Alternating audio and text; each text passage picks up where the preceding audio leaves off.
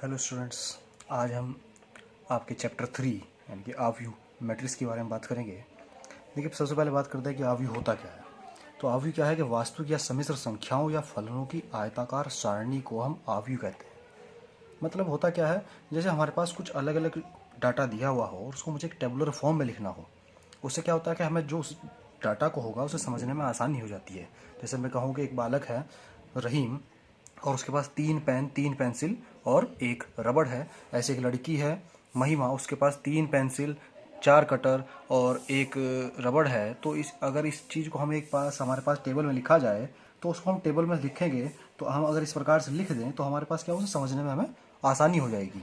तो क्या होता है कि आव्यूह को हम ए से रिप्रेजेंट करते हैं, कैपिटल ए लिखते हैं और इस प्रकार का बॉक्स बनाया जाता है इसमें, जो हम ब्रैकेट का इस्तेमाल करते हैं, कैपिटल ब्रैकेट का लगभग उसी टाइप से होता है। तो इस ब्रैकेट में इस्तेमाल करते हैं और इसमें हमारे पास जो ये लाइन्स होती हैं, इन लाइन को हम रोज बोलते हैं और इन जो खड़ी लाइनें होती हैं इनको हम कॉलम्स बोलते हैं। तो ये क्या हुई, हमारी पंक्तियाँ और ये हमारे स्तंभ, पंक्तियाँ और स्तंभ। तो देखें, अगर मैं इस आव्यूह की बात करता हूँ तो इस आव्यूह में कितनी पंक्तियाँ हैं, तो इस आव्यूह में 2 पंक्तियाँ हैं, R1 R2, 2 रोज हैं। ऐसे ही इसमें कॉलम या स्तंभ की बात करें तो कॉलम कितने हैं, 1 2 और 3, यानी कि C1 C2 और C3। तो हम इनको R1 R2 और इनको C1 C2 C3 बोलते हैं। एक आव्यूह कितनी ही पंक्ति कितने ही स्तंभों का हो सकता है, लेकिन हमारे पास यहाँ कक्षा 12 में आपके पास 3x3 से अधिक का नहीं पाया जाता है। तो इससे हम आगे चलते हैं, बात करते हैं ऑर्डर ऑफ मैट्रिक्स। मैट्रिक्स का जो ऑर्डर होता है उसको हम रो और कॉलम से रिप्रेजेंट करते हैं। रो और कॉलम की मल्टीप्लाई करते हैं तो उससे हम इसको रिप्रेजेंट करते हैं। अगर मतलब हमारे पास जो सबसे पहले लिखा जाएगा वो रो का नंबर लिखा जाएगा कि किसी भी दिए गए आव्यूह में कितनी रोज हैं, कितनी रोज हैं। देखो, इस वाले आव्यूह में कितनी रोज हैं, 2। तो सबसे पहले मैं 2 लिखूंगा इन 2, फिर कॉलम, नंबर ऑफ कॉलम्स कितने हैं, 1 2 और 3। तो अगर मैं इस आव्यूह के कोटि की बात करूं या इसका ऑर्डर की बात करूं तो इसका क्या है, 2 इंटू 3। तो जैसे ही मैं 2 इंटू 3 लिखा हुआ देखूंगा मैं समझ जाऊंगा कि दिए गए आव्यूह में 2 रोज हैं और 3 कॉलम्स हैं। ठीक है, रोज और कॉलम को, रोज को हम m से डिनोट करते हैं और कॉलम्स को हम n से डिनोट करते हैं। तो किसी भी आव्यूह का एक जनरलाइज जो हमारे पास फॉर्मेशन बनती है वो ये है, capital A equal AIJ bracket M cross N। अब M क्रॉस N तो हम समझ गए हैं कि M और N क्या है, M number of rose, N number of columns. अब बात आती है कि AIJ क्या हुआ। तो जो AIJ है वो इस जो अंदर हमारे पास अवयव लिखे हुए हैं इन अवयवों की स्थिति को दर्शाता है I और J के जरिए। तो देखिए कैसे कि A11 यानी कि पहला जो एलिमेंट होगा, पहला जो अवयव होगा उसको, उसका नंबर क्या होगा। देखिए, पहली पंक्ति पहला स्तंभ, पहली पंक्ति पहला स्तंभ, तो 1 1 यानी कि first row and first column. तो पहला एलिमेंट हो गया। फिर हम बात करें सेकंड की तो क्या हुआ कि पहली पंक्ति दूसरा स्तंभ। मैंने कहा था कि पहले पंक्ति लिखेंगे फिर स्तंभ लिखेंगे। तो पहली पंक्ति दूसरा स्तंभ, फिर देखो दूसरा स्तंभ है ना, फिर पहली पंक्ति तीसरा स्तंभ, तो 1 3। तो हमारे पास एलिमेंट मिल गया। फिर ऐसे ही आगे चले, हम लिख सकते हैं कि दूसरी पंक्ति पहला स्तंभ, तो 2 1। फिर दूसरी पंक्ति दूसरा स्तंभ, 2 2। फिर दूसरी पंक्ति तीसरा स्तंभ, और ऐसे ही तीसरी पंक्ति पहला स्तंभ, तीसरी पंक्ति दूसरा स्तंभ और तीसरी पंक्ति तीसरा स्तंभ। तो जिसको हम m क्रॉस n से प्रदर्शित करते हैं। तो ये हमारे पास जो आव्यूह है कितने बाई कितने का हुआ, 3x3 का। देखो 3 पंक्ति हैं और 3 ही स्तंभ हैं। अब बात करते हैं आव्यूह के प्रकार की। तो आव्यूह के प्रकार क्या है, देखिए सबसे पहले बात करते हैं पंक्ति आव्यूह यानी कि रो मैट्रिक्स। रो मैट्रिक्स कैसा होगा कि जिसमें सिर्फ केवल एक रो हो, कॉलम तो होंगे, ऐसा कोई भी आव्यूह नहीं होगा कि जिसमें सिर्फ रो हो या सिर्फ कॉलम हो, दोनों से मिलके ही कोई भी आव्यूह बनता है। तो क्या हुआ, देखिए हमारे पास इसमें एक पंक्ति है लेकिन स्तंभ 2 है। इसमें स्तंभ 1 से 2 से ज़्यादा भी हो सकते थे, मैं 2 3 4 5 ऐसे भी लिख सकता था। तो मेरे पास नंबर ऑफ कॉलम्स और बढ़ सकते हैं। तो देखो पंक्ति इसमें 1 है लेकिन स्तंभ 2 है, तो ये 1 क्रॉस 2 का हमारा आव्यूह बना। नेक्स्ट बात करें स्तंभ आव्यूह यानी कि कॉलम मैट्रिक्स। कॉलम मैट्रिक्स कैसा होगा, जिसमें सिर्फ एक कॉलम हो लेकिन हमारे पास जो रोज हैं वो रोज 1 से ज़्यादा हो सकती हैं। देखो 2 रो है इसमें, तो 2 रो हैं तो पहले 2 आ गया, फिर एक कॉलम है तो मल्टीप्लाई 1 हो गया, तो 2 क्रॉस 1 हमारे पास क्या आ गया, ये स्तंभ आव्यूह हो गया। अब आगे चलते हैं बेटा, हमारे पास है शून्य अवयव। शून्य अवयव से मतलब हुआ एक ऐसा अवयव जिसमें कोई भी अवयव ना हो, मतलब कोई अवयव की वैल्यू ना हो। जैसे कि ये है 0 0 0, देखो प्रत्येक अवयव क्या है, 0 है, तो इनकी कोई वैल्यू नहीं हो, हम उसको 4 बार 0 लिखें, 1 बार 0 लिख सकते हैं, तो ये 2/2 का एक अवयव बनता है। फिर बात आती है वर्ग अवयव की। वर्ग अवयव एक ऐसा अवयव होगा जिसमें, देखो वर्ग से मतलब पता चलता है कि वर्ग कैसा होता है, कि भुजाएं चारों ओर से समान हो। तो इसमें भी क्या होगा कि पंक्तियों की संख्या स्तंभों की संख्या के यदि बराबर पाई जाती है तो वो वर्ग अवयव कहलाएगा। ठीक है, आगे चलते हैं। तत्समक अवयव। तत्समक अवयव हमारे पास बहुत ही इंपॉर्टेंट है इस चैप्टर में। ये तत्समक अवयव की हमें ज़रूरत बहुत जगह पड़ती है। इसको हम यूनिट मैट्रिक्स बोलते हैं और इसको आई, कैपिटल आई से डिनोट करते हैं। ध्यान रखेंगे बेटा, कैपिटल आई से। ठीक है, तो अब ये देखिए तत्समक अवयव का मतलब क्या हुआ।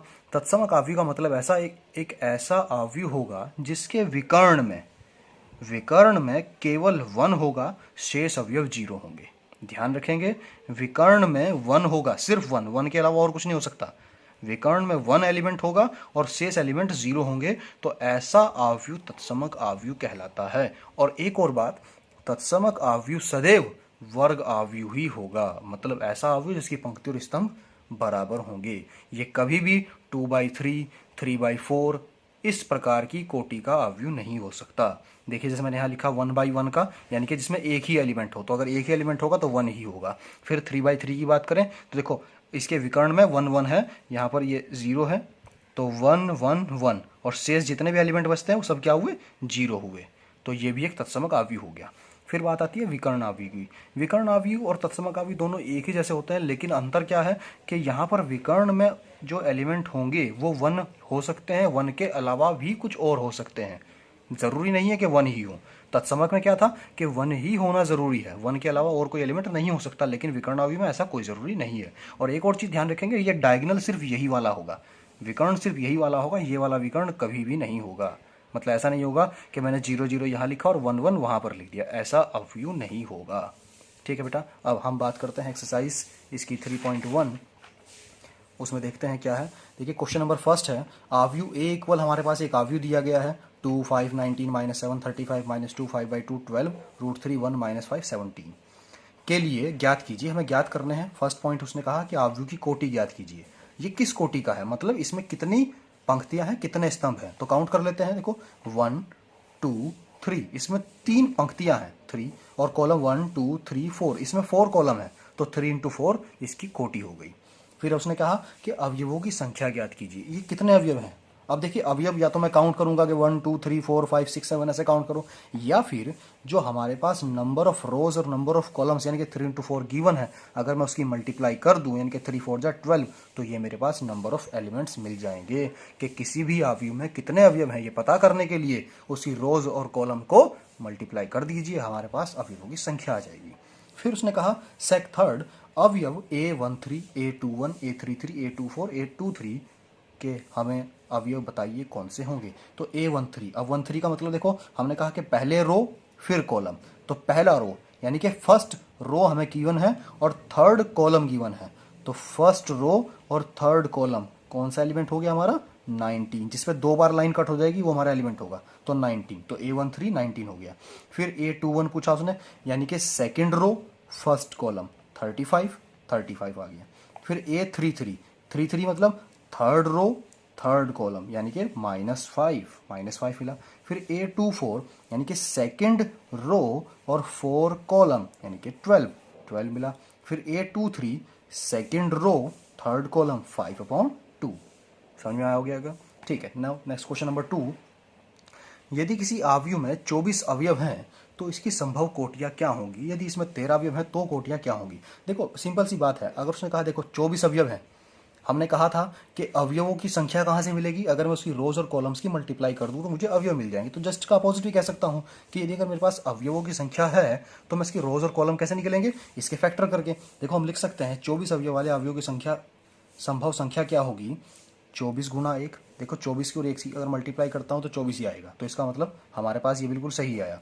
फिर 1 × 24 ऐसा हो सकता है कि ऐसा अवयव जिसमें 1 रो हो और 24 कॉलम हो, या फिर ऐसा हो सकता है कि 2 × 12 का हो, हमारे पास 2 रो हो और 12 कॉलम रहे हों, या फिर 12 रोज रही हो 2 कॉलम्स रहे हों। देखिए इन सबकी मल्टीप्लाई करके 24 ही आना चाहिए। फिर 3 इंटू 8, 3 रोज हों, 8 कॉलम्स रहे हों, या 8 इंटू 3, या 4 इंटू 6, या 6 इंटू 4। तो क्या होगा, इन सब की मल्टीप्लाई करके मतलब 24 के कितने फैक्टर हो सकते हैं वो हमें सबके यहाँ लिखने हैं। ठीक है। नाउ सेकंड उसने पॉइंट कहा था कि यदि 13 अवयव हो तो कोटि संख्या क्या होगी। तो 13 अवयव वाले संभव कोटि क्या क्या हो सकती है। वे देखिए 13 के फैक्टर कुछ नहीं हो सकते, तो 1 इंटू 3 लिख सकता हूँ, 13 इंटू 1, मतलब एक रो 13 कॉलम और 13 रो 1 कॉलम, ये हमारे पास पॉसिबल है। Question number 3 as it is इसी टाइप का है, वहां पर भी हमारे पास अवयवों की संख्या दी हुई है, तो उसे आप स्वयं करेंगे। नाउ नेक्स्ट क्वेश्चन नंबर 4, एक 2 गुना 2 आव्यूह ए बराबर ए आई जे की रचना कीजिए जिसके अवयव निम्नलिखित प्रकार से प्रदत्त हैं। हमें एक आव्यूह बनाना है 2 बाई 2 का, तो किस प्रकार से, उसने हमें कुछ एक जनरल फॉर्म गिवन है कि ए आई जे इक्वल आई प्लस जे का होल स्क्वायर अपॉन 2, सेकंड है ए आई जे इक्वल आई अपॉन जे, थर्ड है ए आई जे इक्वल आई प्लस 2 जे का होल स्क्वायर अपॉन 2। मैं फर्स्ट पॉइंट सॉल्व करके दिखाऊंगा, सेकंड आप और थर्ड आप स्वयं करेंगे। नाउ देखिए फर्स्ट पॉइंट, यहाँ पर आई क्या है, पंक्तियों के अवयव, और जे क्या है, स्तंभों के अवयव, ये हम पहले भी देख चुके हैं। तो फर्स्ट पॉइंट लिखते हैं ए आई जे इक्वल आई प्लस जे का होल स्क्वायर अपॉन 2। देखो बेटा सिंपल सी बात है, हमें उसने कहा है कि हमें एक 2 बाई 2 का अवयव बनाना है। तो 2 बाई 2 यानी कि 2 बाई 2 कितने अवयव होंगे, उसमें 4 अवयव रहे होंगे। अब अगर 4 अवयव रहे होंगे तो अगर मैं उनकी पोजीशन की बात करूं तो क्या क्या हो सकती है, देखो A11, A12, A21, A22। देखो 4 एलिमेंट तभी तो बनेंगे क्योंकि 2 बाई 2 का कहा है, तो यानी कि 2 रो होनी चाहिए, 2 कॉलम होनी चाहिए। तो ये मेरे पास बन गया। क्या हुआ कि पहली पंक्ति पहला स्तंभ, पहली पंक्ति दूसरा स्तंभ, दूसरी पंक्ति पहला स्तंभ, दूसरी पंक्ति दूसरा स्तंभ। तो यानी कि मेरे पास ये 4 एलिमेंट हैं जिनके मुझे मान ज्ञात करने हैं। तो देखो ये आई और जे के मान को डिनोट करता है, आई और जे के मान को। तो आई का मान मैक्सिमम कहाँ तक है, 2 तक है, और जे का मान मैक्सिमम कहाँ तक है, 2 तक है, और शुरू कहाँ से हुआ, 1 से। तो मैं इसका मतलब आई की जो वैल्यू रखूंगा वो 1,2 और जे के जो मान रखूंगा वो 1,2, इससे ज़्यादा नहीं रख सकते। वो हम यहाँ से भी देख के आइडिया लगा सकते हैं, जितने ये मान होंगे उतने ही इनके मान जाएंगे। तो आई इक्वल 1, जे इक्वल 1 रखने पर तो आई और जे को एक एक से रिप्लेस कर देते हैं। तो हमारे पास A11 इक्वल आ जाएगा 1 + 1 का होल स्क्वायर अपॉन 2। तो 1 + 1 2 और 2 का स्क्वायर 4, 4 अपॉन 2, 2 से ये 4 कैंसिल होगा, तो हमारे पास 2, यानी कि मेरे पास पहला एलिमेंट कितना मिला, 2 मिला। नाउ नेक्स्ट इस एलिमेंट की बात करते हैं A12 की। A12 कैसे मिलेगा कि आई इक्वल 1 और जे इक्वल 2 रखने पर। तो रखते हैं, तो A12 इक्वल क्या मिला, 1 + 2 का होल स्क्वायर अपॉन 2 इक्वल 1 + 2 3, 3 का स्क्वायर 9, 9 अपॉन 2। तो हमें सेकंड एलिमेंट मिला A12 कितना, 9 अपॉन 2। नाउ थर्ड एलिमेंट की बात करते हैं, यानी कि ये 2 1, आई इक्वल 2, जे इक्वल 1। तो आई इक्वल 2, जे इक्वल 1। देखो आई की वैल्यू हमारे पास 1 और 2, आई की वैल्यू 1 और 2 ही थी, तो आई इक्वल 1 रखा, जे के साथ 1, आई इक्वल 1 रखा, जे के साथ 2। अब जे की वैल्यू 2 से ज़्यादा नहीं है तो फिर से स्टार्ट हो जाएगी, अब आई की वैल्यू बढ़ जाएगी, तो आई इक्वल 2 और जे इक्वल 1। तो 2 1, तो 2 + 1 का होल स्क्वायर अपॉन 2, 2 + 1 3 और 3 का स्क्वायर 9 अपॉन 2। तो A21 मिला मुझे, ये थर्ड एलिमेंट मिल गया। अब A22 की बात करें तो आई इक्वल 2 और जे इक्वल 2 रखने पर हमारे पास वैल्यू कुछ इस टाइप से आएगी, 2 + 2 का होल स्क्वायर अपॉन 2, 2 + 2 का होल स्क्वायर 4 हुआ, 4 का स्क्वायर 16 और 16 ही कैंसिल होगा तो 8। तो हमारे पास इसका मतलब जो 2/2 का जो आव्यूह मिला वो 2, 9/2, 9/2, 8, यानी कि A11, A12, A21, A22। I hope आपके समझ में आया होगा। नाउ अगली वीडियो में मैं इससे अगले प्रश्न आपको समझाऊंगा। Thank you for watching.